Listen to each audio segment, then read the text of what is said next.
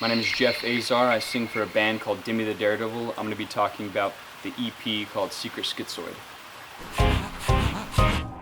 Where was I?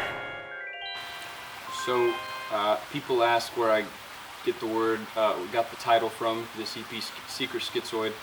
The word schizoid, I used that in the previous EP called Schizoid in the Moratorium. I got that word from this existential psychologist, Royal May, and he wrote this book called Love and Will. In the intro of it, the first chapter, he was talking about this certain type of individual who's just more of an introvert, hypersensitive, and in order to protect themselves from the amount of stimulation that's going on in the modern world, they kind of close themselves off from people in a way. So his definition of schizoid was somebody that has who can't get too close with others, and they kind of become apathetic as a way to protect themselves from all the stimulation. So that made sense to me, and I also like the word because it kind of reminded me of like schizophrenic. And during a period of time when I got out of school and I was really suppressing my feelings for a while, I started getting all these emotions surging out, and in order to like deal with it better, make it less scary, I kind of like acted as though those voices were characters. So I kind of dramatized it and made it help me work through it. So the first song, Buried Horror Show, that was probably the fastest song I ever wrote, and that's probably good in the sense that it's like accessible, and it's like fast food. You eat it and you get it right away. Maybe doesn't have a lot of longevity, but that's okay. And the lyrics was me writing in hostility towards myself for having neglected myself on my bad days for so long. So I remember waking up one time. I was in my hometown, El Paso, at my old house, and I woke up and I was just a mess. Woke up on the wrong side of the bed. My stepdad was kind of saying, "We're going to do this, we're going to do this, we're going to do this today." And I just I'm a passive person. I was like, okay. And that was an automatic reaction. So when I took a few minutes to myself, and I just had a realization, like, man, I've been doing this to myself for a year, so I just neglect myself on these bad days. So then I got in the car and I was listening to 9 Inch Nails, this song Mr. Self-Destruct, and the way he writes, or the way he was writing in that song, seemed like he was splitting off a voice in his head and personifying that and saying, like, I'm in control now, and I'm this painful part of I'm this painful part of myself, and I'm talking to myself. If that makes sense. So that's what I was listening to, and that's like the vibe that's how I was writing the song. It's like I was talking to myself. Art of Relax was that was me experiencing, I think, intense bouts of anxiety and panic.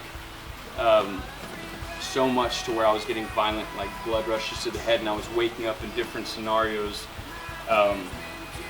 waking up like on the floor, and it was just like minor fainting spells, and that kept happening.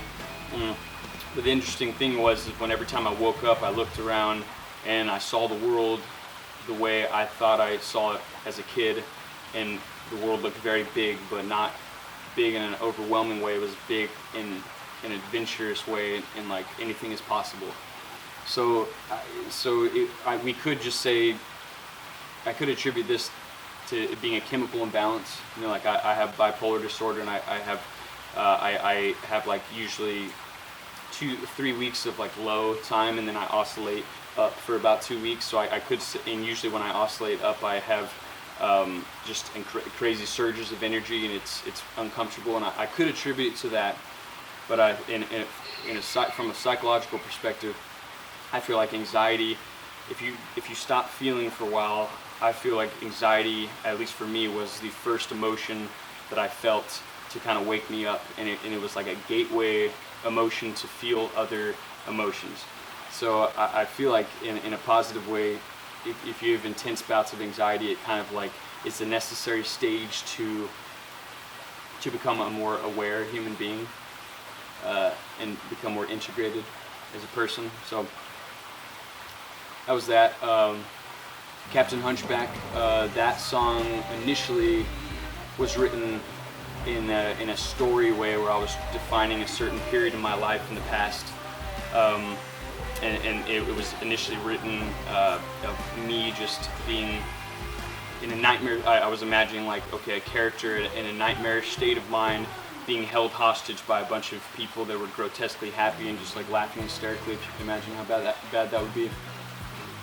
But I ended up changing it about a month before the song was finally mixed. I just ended up using lyrics to another experience I had, which is more based on a feeling or an experience. I tend to write two types of lyrics. Like, one is a story and a historical thing of myself, and then another is like me feeling something, and every time I feel it, I go back and I try to articulate it better.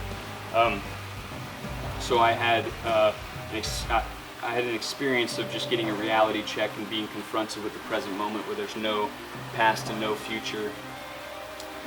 Because I'm usually I'm like a master of avoiding my problems, my demons, or my negative emotions, and then I'm just an escapist, for better or for worse, where I just escape. I'm a passively escape into whoever or whatever is put in front of me. So that song was me confronting the present moment, being forced to look at it, and which was was a scary experience, I guess. And the interesting thing about that song is that the word victory was popping up when I was in that state. So I feel like that kind of shows that I rely on this desire for a big triumph of some kind, or a big win. And is that a good thing? I don't necessarily think so, but it has helped me cope, is to have like a goal in front of me that I'm looking forward to like help work through hard times. And Jovian, Save the Jovian, if you notice on the previous EP, there's a song called Embrace the Jovian.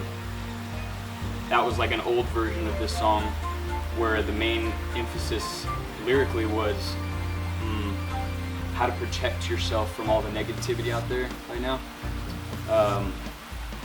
and also how to protect your weird self, your alien self. Like, that's what the word Jovian is, like a fictional character from Jupiter, an alien character, and I didn't want to use the word alien, but it's just the idea that when you start either regaining who you are, getting in touch with who you are, or just initially when you're just becoming yourself, people maybe see that as eccentric, and so it takes a lot of courage to like go out and kind of like walk naked, and not literally, but because people don't want you to be different, it makes them feel uncomfortable.